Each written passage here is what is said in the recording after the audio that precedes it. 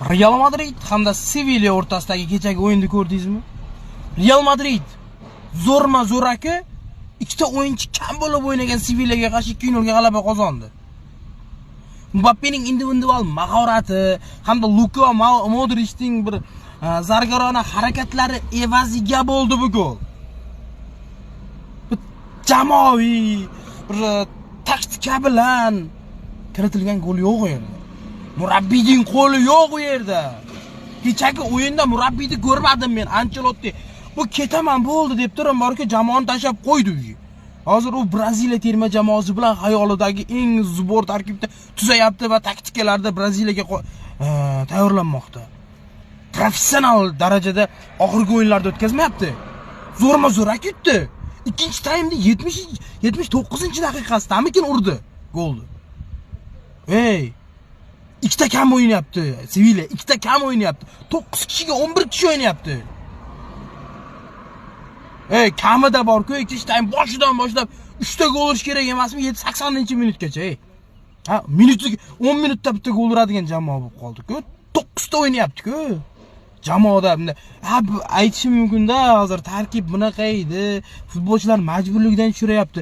Biz oxirgi mana ikkita El Clasico'da bilib qoldik, Arda Güler'dek o'yinchimiz bor ekanligini. Mavsum davomida biz Arda Güler'ni chur deb tushira olmadik. Arda Güler'ni qilayotgan ishlarini ko'ryapsizmi? Bu futbolchilarni ochish, o'zining qirrasini ochish, Vallejoga borku mana bu majbur endi Alaba ketdi, anov ketdi, manov ketdi, hamma himoyachilar nol bo'lgandan keyin Vallejoni majburlikdan tushirayapti. Bu futbolchini hatto mana bu kuboklarda tushirib turganida, Ispaniya kubogi, Super kuboklarda tushirib turganida Vallejoda ham tajriba oshaverarmidi, o'yin ochilaverarmidi? O'ynamagan futbolchini endi tushiryapti-da. Menimcha kecha yomon o'ynamadi. 66-daqiqada almashtirib yubordi, lekin Vallejoda harakat bor. Uni ochsa bo'ladigan. Maguire'ni ochib yubordi. Maguire'ni ochib yubordi. Real Madridda oddiy o'yinchi o'ynamaydi hech qachon. Qaysidir tomonlama bir sinib qolgan, jarohatda bo'lgan futbolchi bo'lsa, formasiga tiklana olmayotgan futbolchi bo'lsa, mayli tushsa bo'ladi. Vallejo formada bu futbolchini o'ynatish Ancelottining qo'lida emasmidi? Zo'rg'a yutyapti-da. Og'irgi o'yinlarda borki, men taktika qo'ygan-da. Yoshlarning akademiyani bosib bor mayli.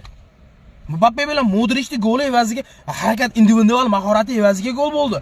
Birinchi gol. Ikkinchi gol endi bo'lmasa ham bo'lmasdi-da, u yerdan bo'lib ketardi-da. Akademiyadan chiqqan bola pas berdi Bellinghamga. Alvarezmi kim esimda yo'qda, короче, o'sha bola.